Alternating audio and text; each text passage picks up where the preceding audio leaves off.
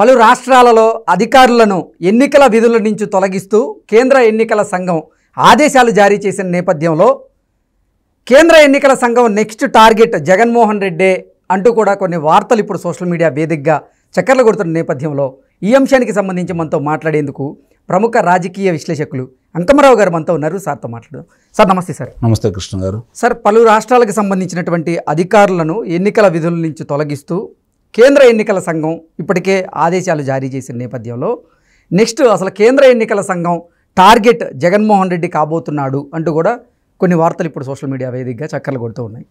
ఏంటి సార్ ఈ అంశం మీద మీ విశ్లేషణ ఏంటి? కేంద్ర ఎన్నికల సంఘం అంత సాహసం చేస్తుందా? వాళ్ళకంత ధైర్యం ఉందా?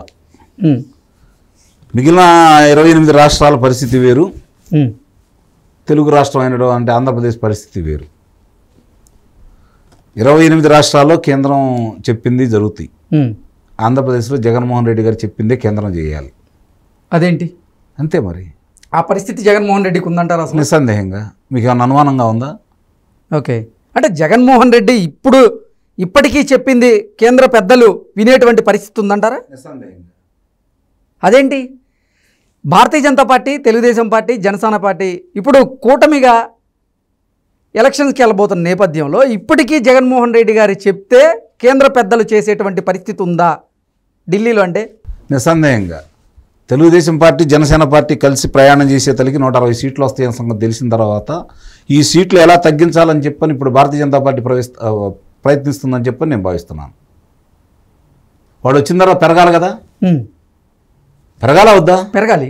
కేంద్రంలో అధికారం ఉన్నటువంటి అధికార పార్టీ వచ్చి ప్రతిపక్షాలతో జతకట్టిన తర్వాత చర్యలు అయితే ఉండాలి కదా? చర్యలు లేవు కదా? మరి ఇప్పుడు ప్రతికూలమా అనుకూలమా? మరి అంటే చంద్రబాబు గారికి ఇవన్నీ తెలియదు అంటారా? తెలియకనే భారతీయ జనతా పార్టీని పొత్తులో భాగం చేసుకున్నారనుకోవచ్చు. అదే ఇప్పటికీ అర్థం కాని ప్రశ్న. చంద్రబాబు నాయుడు గారికి అన్ని విషయాలు తెలిసిన తర్వాత కూడా భారతీయ జనతా పార్టీతో ఎందుకు కలిశారు అని చెప్పి నిన్నదాకా జనం అందరూ భావించారు. నేను కూడా భావించిన అంశం ఏంటంటే ప్రస్తుతం ఉన్నటువంటి ఈ అధికార పార్టీ చేసే దౌర్జన్యాలు, దాడులు ఇవన్నీ చూసుకుంటా తర్వాత ఆ రోజు జరిగినటువంటి సాధారణ ఎన్నికలలో సంబంధించి వాళ్ళు చేసినటువంటి అకృత్యాలు, దౌర్జన్యాలు, అధికారులు నిర్వహించిన కార్యక్రమాలు చూసిన తర్వాత వాటిని అడ్డుకట్ట వేయాలి అంటే వ్యవస్థలు వాళ్ళకు అనుకూలంగా ఉండకూడదు, మనకు అనుకూలంగా అక్కడ చంద్రబాబు నాయుడు గారు కోరుకుంది చంద్రబాబు నాయుడు గారికి అనుకూలంగా ఉండాలని, వాళ్ళని అదుపాజ్ఞంలో చేయాలని కోరుకోలేదు. పారదర్శకంగా ఉంటారన్న ఉద్దేశంతో ఒకే ఒక్క కారణంతో భారతీయ జనతా పార్టీతో జతకట్టాడని నేను అనుకుంటున్నాను. అలానే వాళ్ళు నమ్మించారు. ఆయన్నే కాదు, పవన్ కళ్యాణ్ గారు కూడా నమ్మించారు. నమ్మించబట్టే పవన్ కళ్యాణ్ గారు ఒత్తిడి మేరక చంద్రబాబు నాయుడు గారు కూడా వాళ్ళతో కలిసి ప్రయాణం చేస్తున్నారని చెప్పి ఇప్పుడు మనకు అర్థమవుతా ఉంది. కానీ మిగిలిన రాష్ట్రాల్లో తీసుకున్న చర్యలు ఆంధ్ర రాష్ట్రాల్లో తీసుకోకపోవడమే కాకుండా నిన్న జరిగినటువంటి ప్రధానమంత్రి గారి సభ నిర్వహణ తీరు చూసిన తర్వాత, పోలీసులు ప్రవర్తించిన తీరు చూసిన తర్వాత నాకు ఇప్పుడు మళ్ళీ అనుమానాలు కలుగుతున్నాయి. అంటే ఇలా మైత్రి వల్ల అసలు తిరిగి కోలుకోలేని విధంగా దెబ్బతినబోతున్నటువంటి జగన్ పార్టీని, జగన్మోహన్ రెడ్డి గారిని తిరిగి మళ్ళీ బతికించడం కోసం, ఇలా దుందుడుకుని ఆపడం కోసం మాత్రమే వీళ్ళు తెలుగుదేశం పార్టీ, జనసేనతో జతకట్టారేమోననే అనుమానం ఈరోజు నాకు కూడా కలుగుతా ఉంది. కేంద్ర ఎన్నికల సంఘం పలుమార్లు జగన్మోహన్ రెడ్డికి షాక్ ఇస్తా వచ్చింది. ఏమిచ్చింది అంటే ఇప్పుడు వాలంటీర్లను ఎన్నికల విధుల్లో తీసుకొచ్చేసి ఆయనకు అనుకూలంగా అన్నీ మార్చుకోవాలని జగన్మోహన్ రెడ్డి భావించినప్పటికీ కేంద్ర ఎన్నికల సంఘం ఎన్నికల విధుల్లో వాలంటీర్లను పెట్టకూడదు అంటూ కూడా జగన్మోహన్ రెడ్డికి భారీ షాక్ ఇచ్చింది అంటూ కొన్ని వార్తలను కూడా మనం గతంలో చూసాం. ఈ నేపథ్యంలో ఇంకా జగన్మోహన్ రెడ్డి గారికి అనుకూలంగా ఏం చేసినట్లుంటుంది? ఇప్పుడు గతంలో 25,000 మంది మీద ఫిర్యాదులు చేశారు చంద్రబాబు నాయుడు గారు. ఎన్నికల సంఘానికి సంబంధించి వాలంటీర్లు కావచ్చు, గ్రామ సచివాలయ ఉద్యోగులు కావచ్చు, పార్టీ నాయకులు కావచ్చు, అధికారులందరూ తొత్తుగా మారిపోయే వాళ్ళకి ఎలాంటి సహాయ సహకారాలు అందజేశారో సాక్ష్యాధారాలతో సహా వారికి అందజేయడం కూడా జరిగింది. తిరుపతి సభ చూసాం, గిరీష్ గారిని ఒకళ్ళని, అదే తిరుపతి ఉప ఎన్నికలు చూసాం, గిరీష్ గారిని ఒకళ్ళని అధికారం నుంచి తొలగించేసి ఆయన్ని కదలకుండా కూర్చోబెట్టడం కూడా జరిగింది.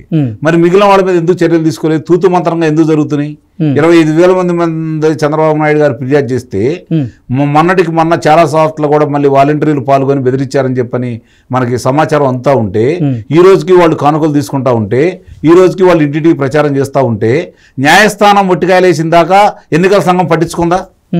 మరి అన్నప్పుడు ఎన్నికల సంఘం మీద మనం నమ్మకం ఎలా పెట్టుకోవాలి? తిరుపతి ఉప ఎన్నికలు జరిగింది ఎప్పుడు?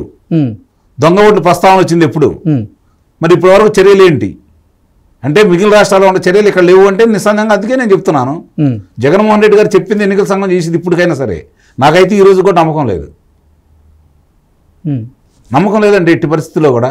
ఆంధ్రప్రదేశ్లో జగన్మోహన్ రెడ్డి ఫోటో ఎక్కడ కనపడినా ఫోటోలు కానీ హోర్డింగులు కానీ ఫ్లెక్సీలు కానీ ఎక్కడ కనపడినా నిర్దాక్షిణంగా నిర్మోహమాటంగా పీకి పడేయండి అంటూ కూడా ఆంధ్రప్రదేశ్ ప్రధాన ఎన్నికల అధికారి అక్కడ అధికారులకు కూడా సూచనలు చేసినట్లుగా కూడా కొన్ని వార్తలు వచ్చాయి.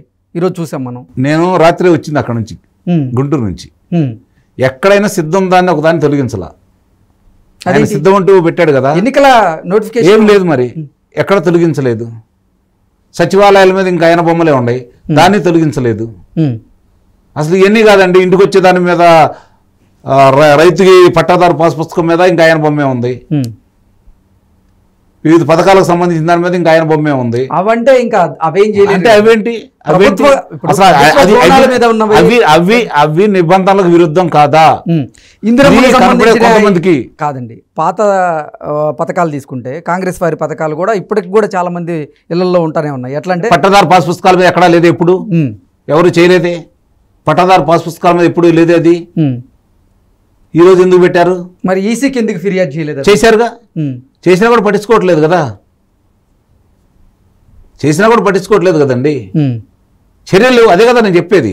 28 రాష్ట్రాల పరిస్థితి వేరు, ఆంధ్ర రాష్ట్ర పరిస్థితి వేరు. ఓకే, భారతదేశంలో కేంద్ర ఎన్నికల సంఘం అసలు జగన్మోహన్ రెడ్డికి వ్యతిరేకంగా ప్రవర్తించే పరిస్థితి లేదంటారా? లేదు, ఎవరు ఒప్పుకున్నా ఒప్పుకోపోయినా లేదనే నేను భావిస్తున్నాను. ఓకే, నిస్సందేహంగా కూడా లేదు. ఉంటే ఎందుకు జరుగుతాయి ఇవి? 25 లక్షల మంది దొంగ ఓట్లు ఉన్నాయని చెప్పి వాళ్ళే చెప్పారు కదా.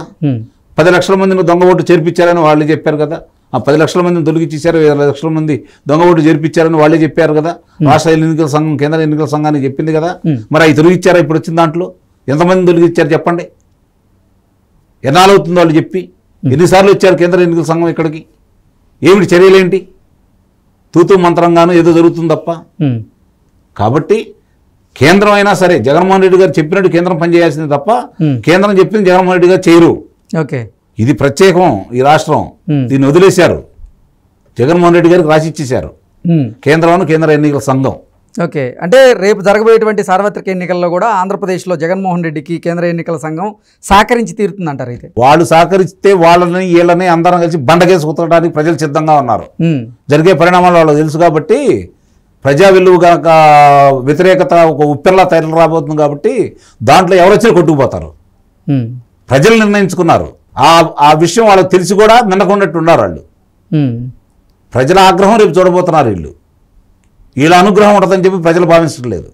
ఓకే, వీళ్ళ అనుగ్రహం ఇప్పుడు కూడా జగన్మోహన్ రెడ్డి గారు ఉంటుందని చెప్పి భావిస్తున్నారు. కాస్త కూతురు ఏమాత్రం అనుమానం ఉండా కూడా నిన్న సభతోటి నాకు అది పటాపంచలైపోయింది. Okay, okay sir, thank you so much. Thank you.